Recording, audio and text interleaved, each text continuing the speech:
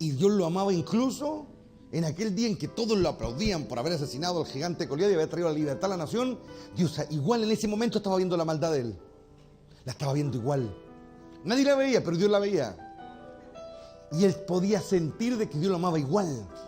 No porque fuera el héroe y todos gritaran gloria a Dios y hay un valiente en Israel. No, era por algo más. Porque ese muchacho era honesto con Dios. Se convirtió en un hombre honesto con Dios. Se acercó a Dios con lo bueno y con lo malo. Se acercó a Dios con las dos cosas. No tenía cosas escondidas, ¿me entienden? A él le cargaba taparse con ramas. Y en un momento cuando comete errores, por ejemplo, de censar a Israel, ¿no es cierto? Y Dios se molesta, el profeta le dice, escoge 3 cosas, le dice. Hambre, perder ante tus enemigos en la guerra o caer en la mano de Dios, le dice. Y vemos otra vez a este hombre que actúa como un hijo. Y dice, yo no quiero caer en manos de enemigos. Prefiero caer en la mano de Dios, dice. Y él sabía que Dios lo iba a castigar.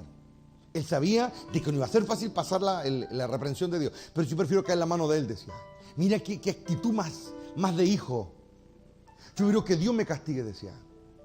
Prefiero que Dios me reprenda. Prefiero que Él me corrija ahora. Prefiero que Él lo haga. ¿Qué actitud? Por eso Dios lo amó a él, por hermano. Por eso Dios lo amaba. No por los días en que él era el héroe, lo amaba por esos días en que estaba en el suelo y aún así se notaba esa identidad de hijo. Todo el mundo podía ver que él era un hijo de Dios. ¿Me entienden o no? Entonces, es muy bueno ver la vida de esa perspectiva también, cuando es difícil acercarse a Dios. ¿Me entienden? Él sabía que más allá del vox populi, lo que importaba era lo que él había sido delante de Dios, cómo él había conocido a Dios. Eso era lo que importaba. Su necesidad la saciaba a Dios. Sus vacíos los llenaba Dios. En los días en que todos lo aplaudían, él siempre quería estar a solas con Dios igual al final. Y en el día en que era el rufián del día, igual quería estar con solas con Dios.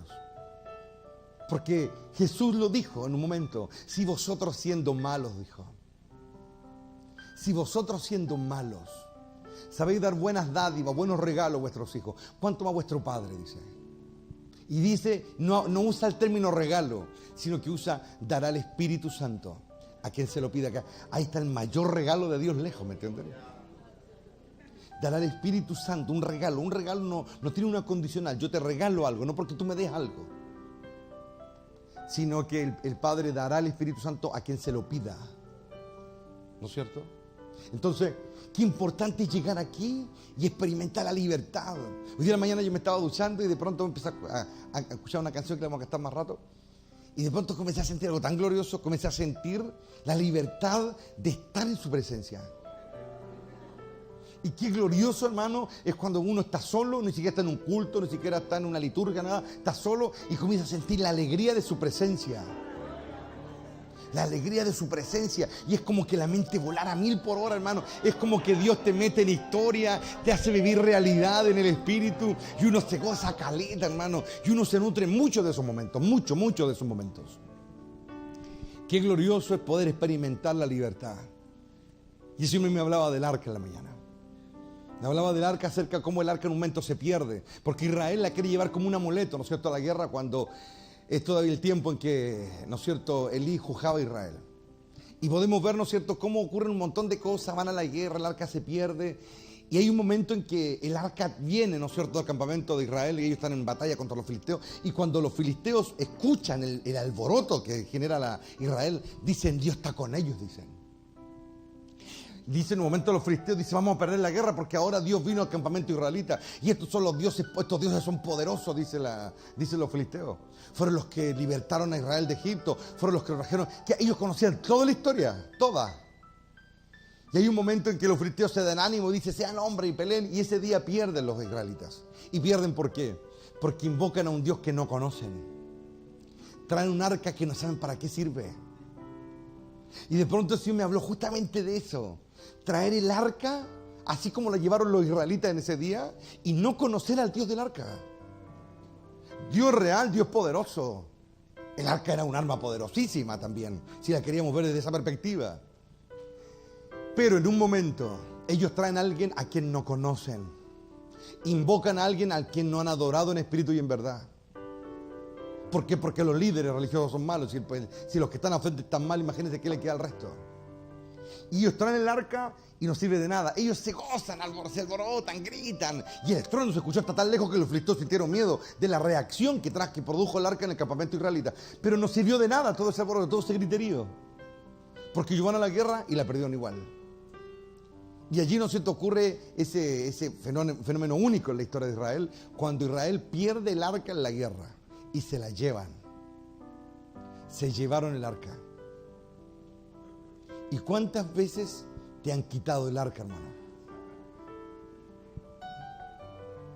Y se nota cuando te han quitado el arca, ¿no es cierto? Pero no porque te quiten el arca significa que Dios ha perdido. Significa que te quitaron el arca, ¿no es cierto? Pareciera que los filisteos llevaban el arca, ¿no es cierto?, pensando, porque ellos en su mente, en su idiosincrasia, la cultura de la época, ellos asumían que cuando un pueblo vencía a otro, era también una lucha espiritual. Entonces ellos relacionaban en su conciencia de que su Dios había vencido al Dios de los hebreos. Por eso ellos habían caído. Esa era la mentalidad que tenían.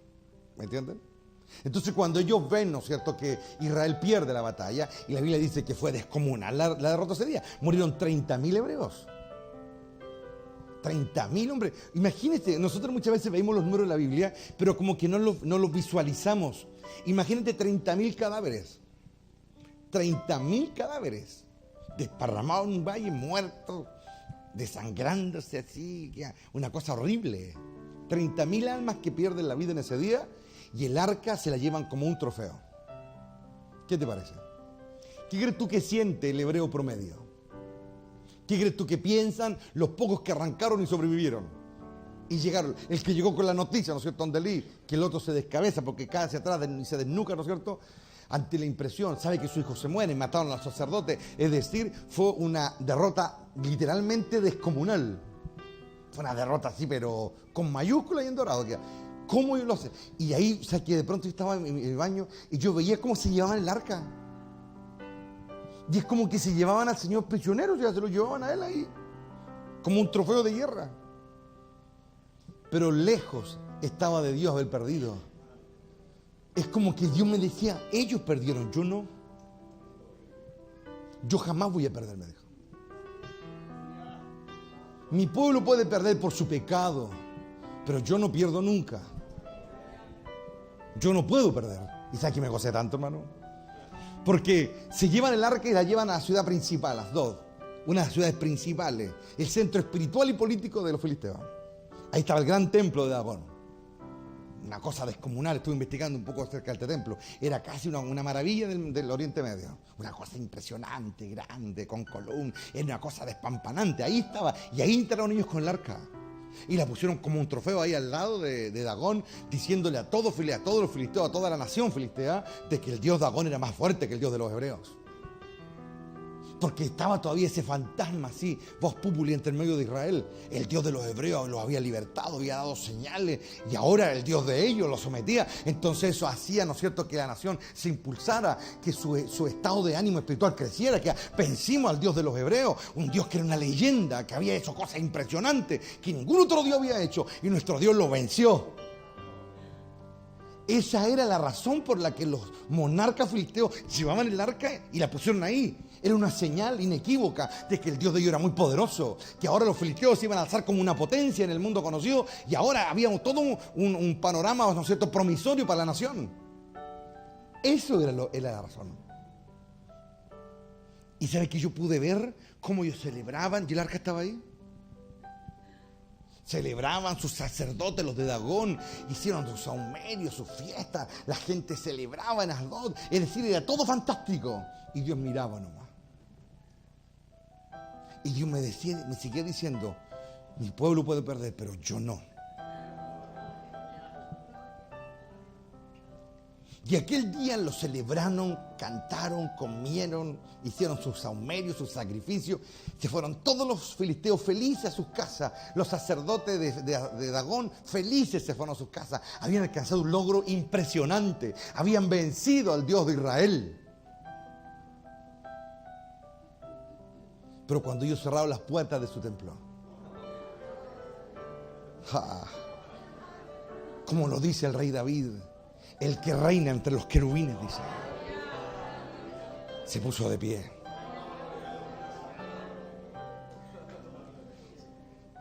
Y cuando su pueblo falló, Él no falló.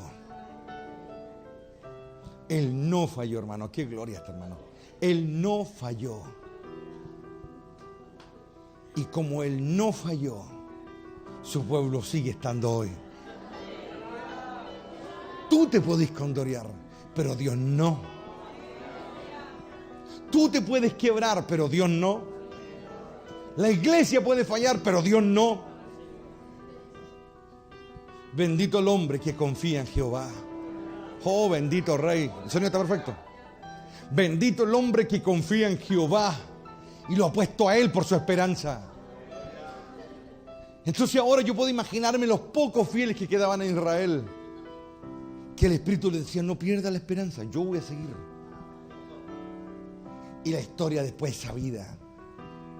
Dios convirtió en el peor caos de su vida, o de la historia de la Filistea, ese día, esa noche. La primera noche lo humilló, estaba postrado frente a él, Dagón. Y comenzó a opacarse la alegría de los filisteos. Se comenzaron a dar cuenta que algo no estaba bien, que algo iba a estar muy mal. Lo tratan de reponer y lo ponen otra vez arriba. Y al día siguiente lo encuentran descuartizado. Y el Señor tomó el cadáver de Dagón y lo tiró en la puerta de su templo ahí. Y ellos por eso no pisan el umbral de la puerta, porque ahí cayó el cadáver de su Dios. Y una vez que se atendió a Dagón, Dios empezó a castigar a los filisteos. Plagas, enfermedades, llagas, el pánico, 5 o 6 meses de agonía, sufrían. Se juntaron los príncipes de los filisteos, ya no llevaban qué hacer. Y Dios seguía estando en el templo. Yo no voy a salir de aquí hasta que me saquen, dijo.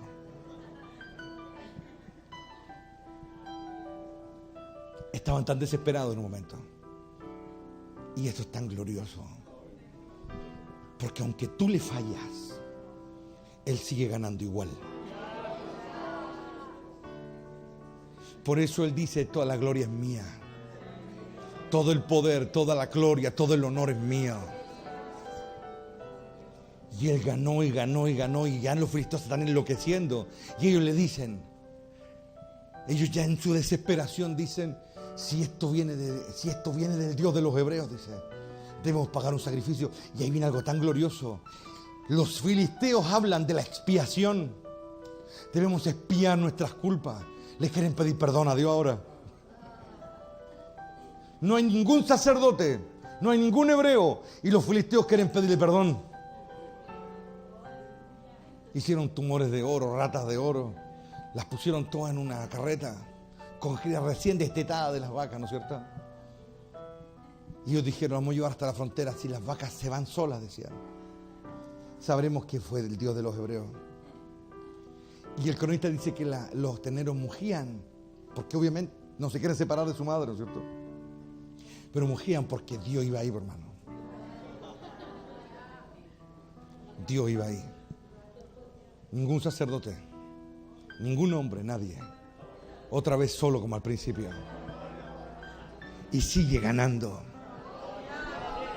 Sigue ganando. El Dios de los hebreos sigue ganando. El Dios de la iglesia sigue ganando. Sigue ganando, sigue ganando, sigue ganando. Avanza solo en la eternidad y sigue ganando. Dichoso el hombre que confía en Él. Dichoso el hombre que cree en Él, que se afirma en Él. Dichoso el hombre que se afirma. ¿Lo pueden ver ahora, no? ¿Pueden sentir el reino fluir o no? Dichoso el hombre que confía en Él. Dichoso el que busca su presencia. ¿Lo pueden sentir?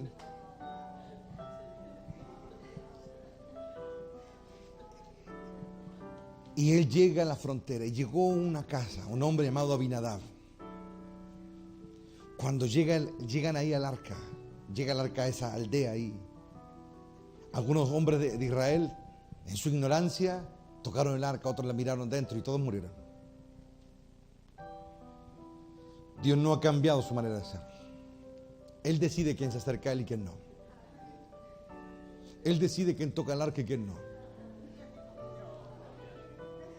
Pero se quedó en la casa de un hombre llamado Abinadab. Y ahí pasaron 20 años. Nadie se atrevía a sacar el arca de ahí. Y Dios esperaba. ¿Quién podrá sacarme de aquí? ¿Cuándo se levantará un hombre digno? Que tenga mi favor, dice Dios, para moverme. Dichoso el hombre que se acerca. Pasaron 20 años, en esos 20 años, Abinadab prosperaba, crecía, era conocida la bendición sobre su casa.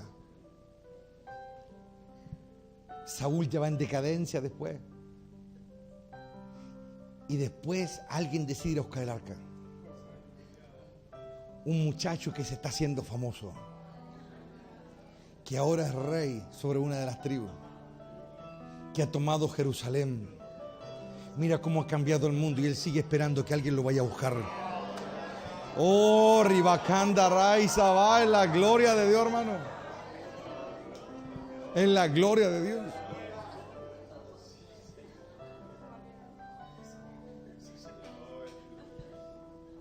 Que venga el reino, ¿no es cierto?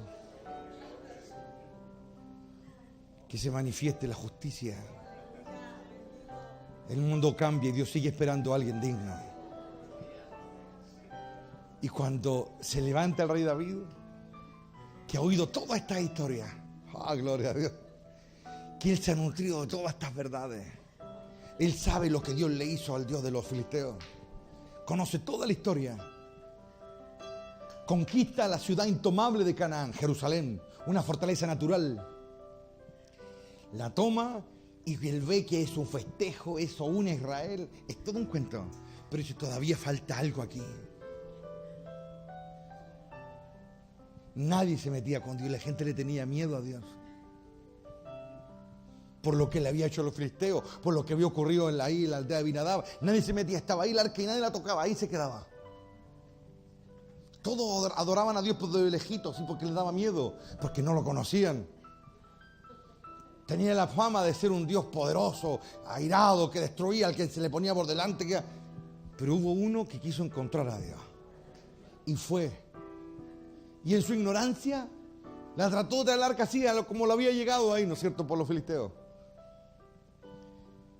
Y se encontró también con la exigencia y la severidad divina. Pero eso no lo hizo rendirse. En su fracaso, porque fue un fracaso la primera vez, ¿no es cierto? Muere uno de los soldados importantes del rey David, la fiesta se convierte en un estado de confusión, es decir, está todo mal, y a pesar de eso lo sigue intentando. Qué glorioso que eso es, seguirlo intentando. Aun cuando uno le puso bueno y todo y salió todo mal, pero aún así lo quiso hacer igual. Y lo intentó otra vez. Hizo algo que nunca había hecho: leer las Escrituras. Tenía harto corazón, pero no conocía la ley de Dios. Se dio cuenta que los sacerdotes contemporáneos, toda la gente que estaba ahí abocada al proceso, nadie conocía la ley. ¿Se dan cuenta de eso? ¿Cómo no hubo nadie, no hubo un sacerdote, no hubo un líder religioso, alguien, algún levita que hubiese dicho, ¿sabes qué, David? La ley dice esto, hay que llevar el arca de esta y esta manera. Que nadie sabía nada. Los rollos estaban ahí polvorientos, nadie los leía. Y David quiso leerlos. Y comenzó a leerlo. Y como su corazón amaba tanto a Dios, al Espíritu no le costó nada explicarle cómo era la cosa, por hermano. Leyó las cartas, ¿no es cierto?, como habían dicho los libros de Moisés. Y lo más probable es que él no se fue puntualmente al versículo, capítulo, como tenemos hoy día nosotros, ¿no es cierto?, nuestra Biblia ordenada, sino que él empezó a leer, eran rollos y rollos. Los leyó nomás, partió leyendo. Y obviamente partió por el Génesis, hermano. Los libros importantes que él tenía en ese tiempo eran los libros de Moisés. Y quizá uno que otro escrito de algún profeta, algún hombre de Dios, y eso era todo. Leyó el Pentateuco y partió viendo el principio. Vio cuando Dios creó al hombre. Vio que el hombre andaba desnudo, libre delante de Dios. Y todas esas cosas las fue guardando acá adentro. Oh, gloria a Dios, ¿no es cierto? Leyó hartas cosas que los otros leían no le daban sentido. Pero como él amaba a Dios, cuando hay amor genuino por Dios, el Espíritu revela de manera profunda las cosas. No así por encimita, no, hermano. Cuando ha habido mucha pasión ante primero, mucho hambre, mucho anhelo, mucho demostrarle a Dios que me interesa. Entonces él después hace cosas y revela cosas que no le muestra a cualquiera. Y le quedó grabado eso acá adentro. Desnudo delante de Dios. Caminaba Adán y era libre. Y su pecado lo llevó a vestirse y a hacer todo lo que él hizo. Y él leyendo descubrió de que tenía que ser llevada por sacerdotes. Y se preparó. Lo intentó otra vez. Y toda esta historia te la conté para llegar a esto. En un momento comencé a sentir la dicha de tener un rey que ame tanto a Dios. Un rey que era como que Dios me dejaba mirarlo, era como que de pronto era un hebreo más nomás, y yo amaba caleta a Dios, y veía un rey que amaba tanto a Dios, que era el mayor impulso que él le podía dar a una nación, amar a Dios.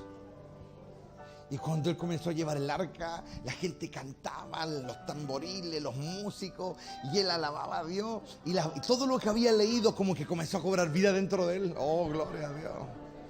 Oh, Bacanda, Raiza, va todo en ese momento del Espíritu donde ocurren cosas inexplicables que superan la razón, superan el entendimiento. En ese momento glorioso, cuando de verdad por un instante alcanzamos a ver a Dios, lo alcanzamos a entender, por un instante comenzamos a palpar algo de su realidad eterna. Oh, bendito Adonai, en la gloria de Dios. Por un instante lo que había leído, todo lo que investigó, comenzó a cobrar vida mientras él danzaba. Oh, gloria a Dios. Mientras él adoraba a Dios, mientras él se deleitaba, él veía a Dios reinando entre los querubines. Por fin había encontrado la reconciliación, había encontrado la manera de llegar al Omnipotente, había descubierto el secreto de Dios, había descubierto que todo estaba en amarlo de verdad. Era más que ritual, más que liturgia, más que forma, era realmente llegar a amarlo. Oh, Ramá y Zacarías, no temerle, sino que amarlo. David pudo ver tras ese ceño fruncido quizá de Dios, de que lo único que quería era que lo hallaran. Oh, Ramá y Zacarías, que nuestro amado Padre lo único que quería era que lo hallaran.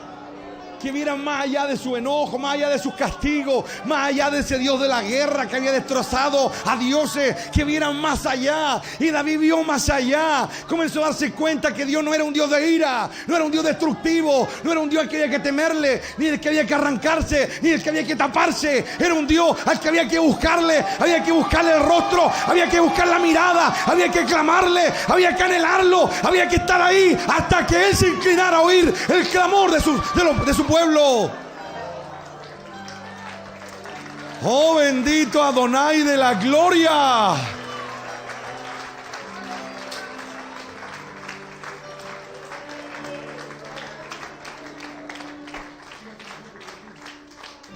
Dile a tu mujer que está aquí.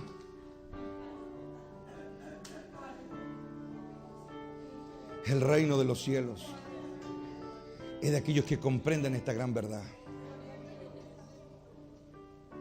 Cuando podemos ir más lejos. Y en ese instante, hermano, y aquí le hablo a todos los que han estado siendo tratados por Dios. En ese instante, cuando uno se trata de lo bueno o lo malo que eres.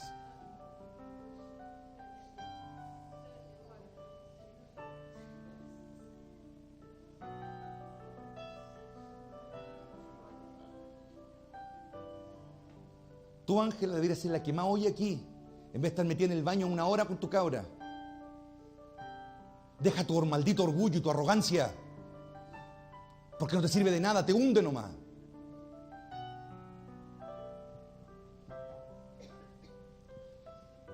Cuando nosotros logramos llegar más lejos y logramos darnos cuenta quién es el Dios al que servimos. Cuando hay sinceridad, cuando hay postración, cuando hay anhelo por Él. Cuando es más que estar en un culto y más que cumplir y más que hacer lo que el pastor dice. Cuando yo voy más allá, comienzo a entender a Dios íntimamente y comienzo a descubrir cosas que otros no han descubierto de Dios. Pero cuando yo soy el centro de mi mundo, cuando yo ando buscando lo que a mí me gusta nomás, me lleno de oscuridad y maldad. Pero cuando yo me sumerjo en Él, aunque sea malo, como su palabra lo dice, todos los hombres son malos. Somos malos por naturaleza. Somos pecadores, somos arrogantes por naturaleza, somos orgullosos por naturaleza. No nos gusta servir, nos gusta ser servidos. Eso es por naturaleza. No nos gusta el autosacrificio. Pero cuando logramos ver a través de nuestra maldad y vemos más allá, como David en su fracaso y en sus derrotas, vio más allá. Algo le decía en su interior. Su eternidad gritaba acá adentro. Quizá en su mente no se acordaba, pero acá algo le gritaba de que Dios quería ser hallado. Dios quería ser encontrado. Dios quería ser entendido. Dios quería más que le cante, más que le oren. Dios quería ser deseado, quería ser amado, quería ser valorado. Entonces muchos profetas leyeron, muchos sacerdotes, generaciones de levitas, probablemente leyeron que Adán caminaba desnudo delante de Dios y nunca entendieron lo que entendió David. Porque cuando él va danzando detrás del arca, cuando está eufórico adorando a Dios, rompiendo todos los estamentos establecidos hasta la época, haciendo algo que nadie había hecho, parecía un desmán, probablemente más de algún hebreo. Lo único que esperaba era que la ira de Dios se manifestara y lo matara, y por lo que estaba haciendo, por las cosas que estaba haciendo él. Se veía vestido de sacerdote cuando no lo era de otra tribu, pero Dios veía el corazón de David. ¿Y saben qué es lo glorioso? Que Dios me dijo, él no era solo el único que danzaba. ¿Sabes que yo vi soldados que comenzaron a ser envueltos por la adoración? Vi sacerdotes que dejaron su ritual y hacer todo igual y comenzaron a entrar en un estado de libertad. Aleluya. Joramay, Sakari, Basaya. Vi a hombres con cuernos tocando, haciendo melodías nuevas. Vi a sacerdotes que comenzaron a danzar. Se comenzó a irradiar la libertad. Él no era un hombre solitario danzando. Muchos comenzaron a danzar. Muchos comenzaron a amar a Dios. Comenzaron a perderle el miedo y a darse cuenta que Dios quería eso. Quería adoración. Quería entrega. Quería pasión. Oh, es la gloria de Dios, hermano. Es la gloria de Dios. Era lo que él quería, hermano. Pero ese mismo hombre en sus momentos difíciles superó las cosas, hermano. En esos momentos difíciles, Ángel, ¿sabes? Él no se hacía el tonto y se arrancaba como lo has hecho estos días tú. Y tú sabes qué hace. Tú sabes qué hace, porque a mí no me hacís tonto. Él no se arrancaba.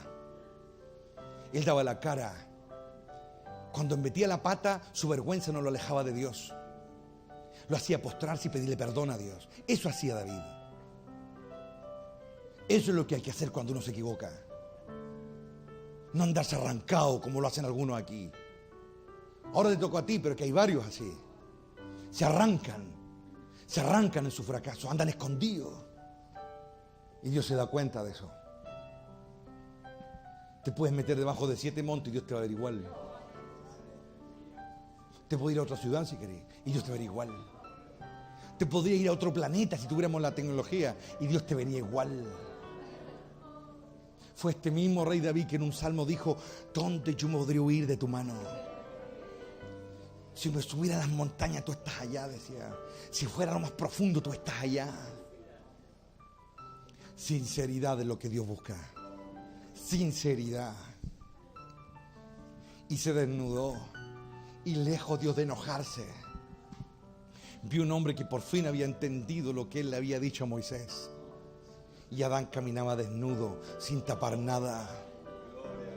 Él vio lo espiritual de esa acción física y quiso desnudarse y se desnudó delante de Dios. Mientras otras personas como Mical y probablemente muchas personas semejantes a ella veían que él se denigraba y que él la estaba embarrando y que estaba haciendo el ridículo y que lo único que estaba trayendo era un desorden a la liturgia hebrea y todo eso, hubieron muchos que vieron libertad. y vieron que el rey era un hombre como cualquier otro, que amaba a Dios pero como un hijo, y quisieron eso. Fue uno de los sermones más poderosos del rey David. ¿Cuántos valientes nacieron de esas manifestaciones? ¿Cuántos después comenzaron a creer de que no podían perder frente a sus enemigos? Comenzaron a creer que con Dios se podía lograr todo. De eso se trata. Ese es el reino, oh gloria a Dios. Ese es el reino. Esa es la justicia. Por eso estamos aquí, por hermano. Porque hay que aprender. Hay que aprender a desnudarse delante de Dios. Hay que aprender a no tener secretos con Dios. Hay que aprender a dejar las apariencias y entrar con libertad. Y si le embarré, no importa. Me equivoqué, soy humano, soy malo por naturaleza, pero quiero cambiar. ¿Saben cuál es la diferencia entre Abel y Caín? No que uno sea bueno y el otro sea malo. Los dos eran malos. Los dos eran malos. Pero la única diferencia es que Abel, cuando Dios lo reprendía, se humillaba. Hay uno solo bueno y es Dios. Y si nosotros alcanzamos algo de bondad, es porque Él nos ayudó, es porque Él nos tuvo paciencia, es porque Él nos enseñó, porque Él nos cubrió con su sangre. Por eso logramos algo bueno nosotros. Pero Abel también era un ser errático, también se equivocó. No porque no esté escrito, no pasó, hermano. Si hay algo en la Biblia que yo puedo ver claramente, es que los hombres transformados, los hombres que alcanzaron una altura digna, hombres de fe, hombres siervos, cometieron grandes errores igual. Y aprendían de ellos. Aprendían de ellos. Y reconocían en el corazón que era Dios el único justo. Entonces, ¿por qué a veces nos ponemos tan mal cuando nuestra maldad es descubierta? Si Dios te lo dijo siempre. El problema es que no lo creías.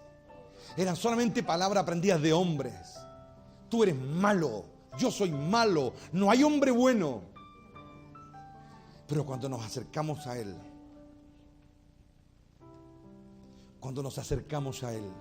es cuando Él comienza a hacer lo imposible. Es cuando Él llena nuestra boca.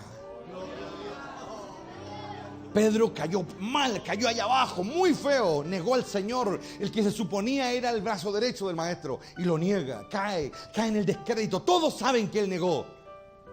Pero durante aquel tiempo en que Jesús estuvo apareciendo, lo trajo de vuelta. Les enseñó quizá tantas cosas. Ahora podían oírlo de verdad. Lo que en 3 años y medio no aprendieron, lo aprendieron en 40 días, hermano. Ahora sí iban a darse cuenta. Ahora sabían con quién hablaban. Y cuando vino el Espíritu Santo y llenó el lugar donde estaban reunidos, tomó a ese fracasado, a ese traidor, a ese tomó. Lo llenó con tanta fuerza que proclamó el reino como nunca un hombre lo había hecho aparte de Cristo. ¿Lo ven? Porque nos estamos ocultando, hermano. En su presencia hay libertad. En su presencia hay sanidad. En su presencia hay alegría. En su presencia. Ahí está. El maligno no me va a atar a mí. Pero eso depende solo de mí. ¿Se han dado ustedes cuenta cómo Dios nos promete cosas y nos cuesta tanto creerle a veces? Y cómo a veces aparece un demonio y te pega una amenazada y te la tragáis toda, pero así al tiro no te cuesta nada creerle, nada. ¿Saben por qué nos pasa eso a todos los seres humanos? Porque estamos inclinados hacia el mal. Por eso Dios insiste en ayudarnos, para inclinarnos hacia el bien. Por un rato estamos reconvencidos de cosas, súper convencidos, y al otro rato no queremos nada. En un rato estamos súper compungidos por una verdad y al rato por ello no, porque siempre nuestra naturaleza se inclina hacia el mal. Siempre. Por eso nuestra lucha, por eso el apóstol Pablo fue enviado por Dios a tocar un tema que nunca habían tocado los maestros de Dios. La lucha, decía. Él fue el que sacó a la luz esa gran batalla que había estado en los hombres del principio, pero nunca nadie la había abordado completamente, porque no era el tiempo. Y el Señor le revela a Pablo, mira, la lucha de los hombres en la carne y el espíritu. Y le enseñó tanto acerca de eso. Y fue el gran maestro de la iglesia primitiva al hablar de lo que realmente importaba, lo que realmente era tangencial en la vida de los hombres, la lucha acá adentro entre la carne y el espíritu. Que habló mucho Pablo de eso. ¿Lo ven o no? Ahora nosotros estamos ahí. Y vamos llevando el arca y somos seres erráticos. Nos equivocamos muchas veces también. Nos sentimos fracasados también. Vemos nuestros fracasos. Y digo, Señor, ¿cómo lo hago? Yo te amo, Señor. Sí, pero recuerda que muchas veces, aunque me ames, hay cosas que están mal en ti. Por eso pierdes las guerras. Pero porque tú pierdas, no significa que el reino va a perder. Yo sigo peleando. ¿Lo ven? Dios sigue peleando. Siempre lo va a hacer. Siempre sigue la lucha. Y por eso esto sigue adelante. Entonces nosotros, ¿qué tenemos que hacer? Es seguirlo. Porque los sacerdotes llevaban el arca, iban adelante, los trompetistas, iban los que llevaban los címbalos, y David iba atrás una tremenda procesión. Y David miraba el arca y le danzaba, y en su danza le decía tantas cosas a Dios: te voy a seguir siempre. En los días malos, en los días buenos, te voy a adorar siempre. Porque en tu presencia está la verdad. Y aunque mi presente, mi cronos, mi momento de ahora esté mal, yo sé que si te veo a ti, veo la eternidad. ¡Oh, gloria! Y en esa eternidad yo ya he ganado junto a ti. ¡Oh, bendito Rey! El Padre anda buscando adoradores que lo quieran seguir cuando alguien lleva el arca. ¡Aleluya! ¡Oh, en la gloria de Dios, hermano! ¡En la gloria de Dios! ¡Oh, en la gloria de Dios! ¡En la gloria de Dios! Yo no vengo aquí a decirte algo ahí para entretenerte, hermano. Yo vengo a decirte lo que yo vivo. Yo voy detrás de esa arca y la voy viendo. Oh, Ramay, Zacari, Asaya. Y en la eternidad verás también a un rey. El gran ungido de Dios. Y lo verás ir danzando detrás de su Padre. Y te darás cuenta que Él también decidió desnudarse delante de su Padre bendito. Y al verlo danzar, sentiremos fuerza, sentiremos valor, sentiremos que hay un futuro, sentiremos aliento nuevo. La verdad nos hará libres. Y la verdad es que Dios ya encontró a uno que danza detrás de Él. Murió hace 2000 años, resucitó al tercer día y sigue danzando, se sigue desnudando delante de nuestro Padre. Y Él es nuestro Rey, es nuestra fuerza. Cuando Él danza, todos cantan y nosotros nos unimos a ese canto celestial, a esa danza divina, a esas aclamaciones, a esa libertad. Oh, la gloria de Dios, la gloria de Dios.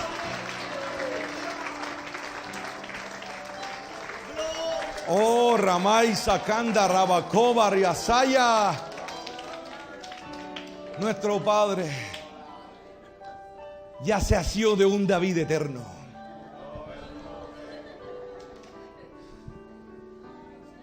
Y tienen tanta relevancia las palabras de Dios a Samuel.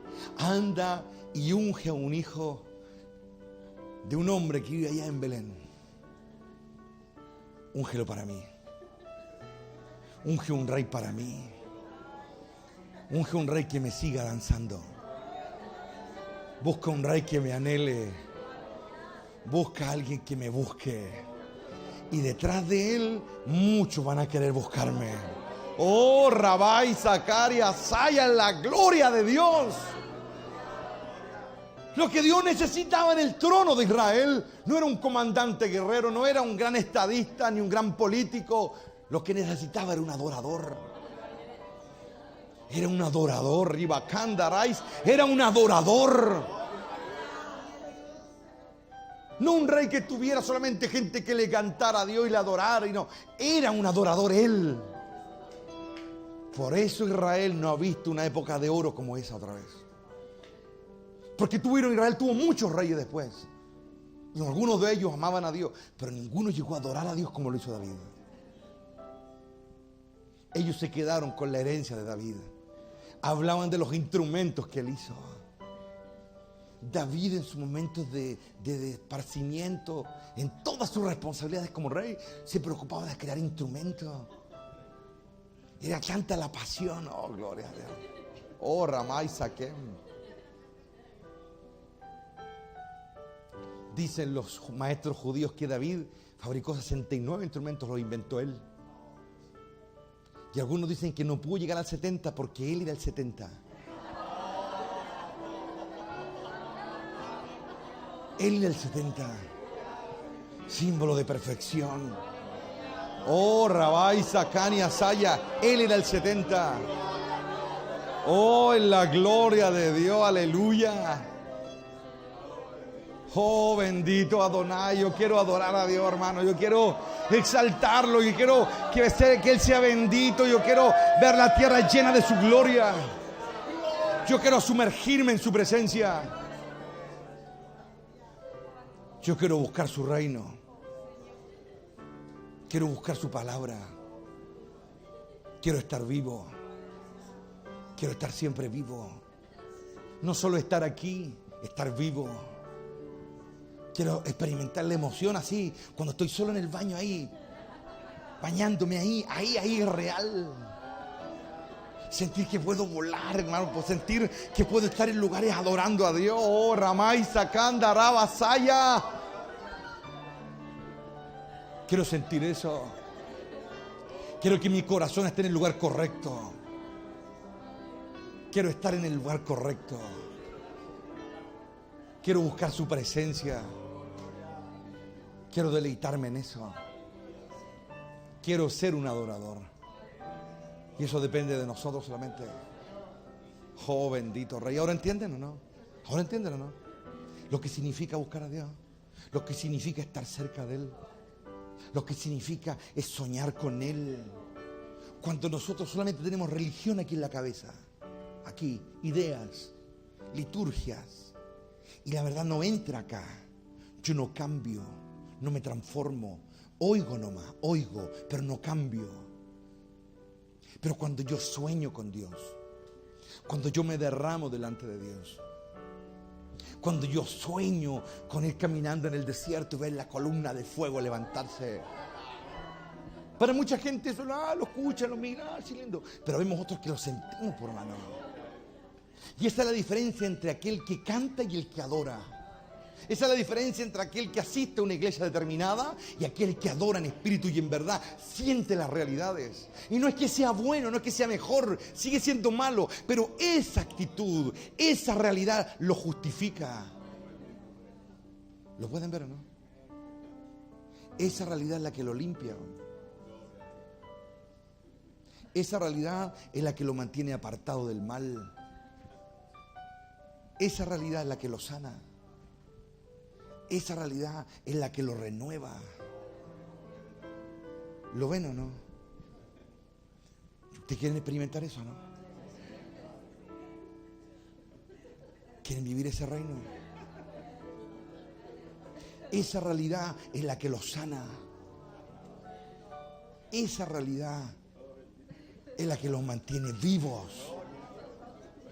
Y esta realidad ustedes no necesitan un culto. Necesitan ser sinceros con Dios. ¿Entendiste, Tamara, lo que hablamos ayer a la orilla del río? Eso es. Eso es, yo lo decido. Para mí este mundo, hermano, es pasajero. Yo sé que hoy puedo estar aquí y en un rato más ya no estar acá. Pero yo sé que va a haber siempre un lugar por la eternidad donde voy a estar. Y yo vivo para esa eternidad. Y todo lo demás se queda acá atrás y se muere. Pero a mí el diablo no me va a derrotar. Y no porque yo me crea más fuerte que él o me crea más listo que él, porque no lo soy. No soy ni más fuerte que el diablo ni más listo que él. Pero si hay algo de lo que estoy seguro, que yo amo a mi Padre. Y mientras yo vaya atrás del arca, mientras yo vaya detrás del arca, aunque tenga cuestiones malas acá adentro como David las tenía y fue evidente, su vida lo demostró. Demostró que tenía cosas malas acá adentro, pero nunca se olvidó de lo que sintió cuando danzaba detrás de Dios.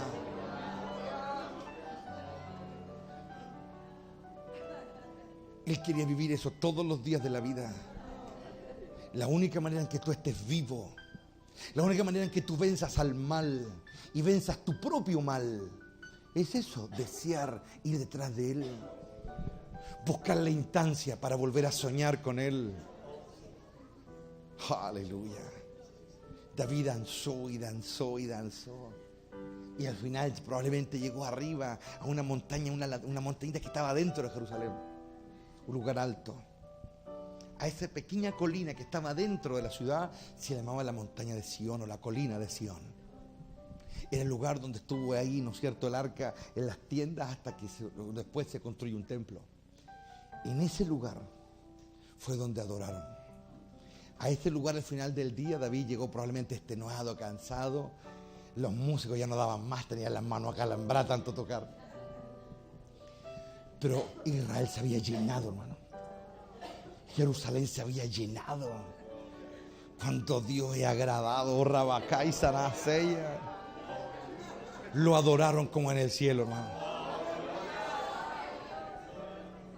Pero allá tienen cuerpos inmortales, allá no se cansan, allá no necesitan comer nada. Pero aquí en la debilidad. Algunos extenuados, yo creo que algunos después al final del día quedaron botados, así ya no daban más, así, los levitas así embriagados, los sacerdotes ya no se podían parar, el rey postrado frente al altar. Oh, Ramá y Zacarías, y que así sean todos los días, Jerusalén. Que así sean tus días, Jerusalén, ciudad de las fiestas solemnes. Oh, Ramá y Zacoba, Ribasai, ciudad de las fiestas solemnes.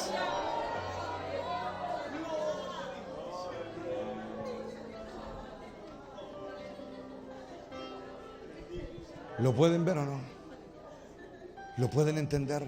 Ciudad de las fiestas solemnes. ¿Cuántas cosas se han oído de ti? Oh Sión, oh Rabá, San Jacoba. ¿Cuántas cosas se han oído de ti, Sión, ciudad de Dios?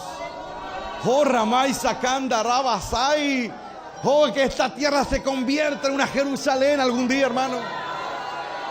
Que el Adonai lo haga, aleluya. Y los adoradores entren a ese lugar y adoren en espíritu y en verdad. Oh, glorioso Rey. ¿Lo ven o no? En esta vida uno decide cómo va a terminar, hermano. Uno decide cómo va a terminar. ¿Lo ven? Deciden terminar bien. Deciden terminar vivos. Dejen todos aquellos pensamientos erráticos, todas esas ideas retorcidas. Dejen todos esos deseos que nos llevan para ninguna parte. Límpiense el corazón. Límpiense el corazón. Y entiendan por qué está pasando lo que está pasando. ¿Lo ven o no? Por algo pasan las cosas, por hermano. Busquemos el reino y su justicia y que se manifieste la gloria.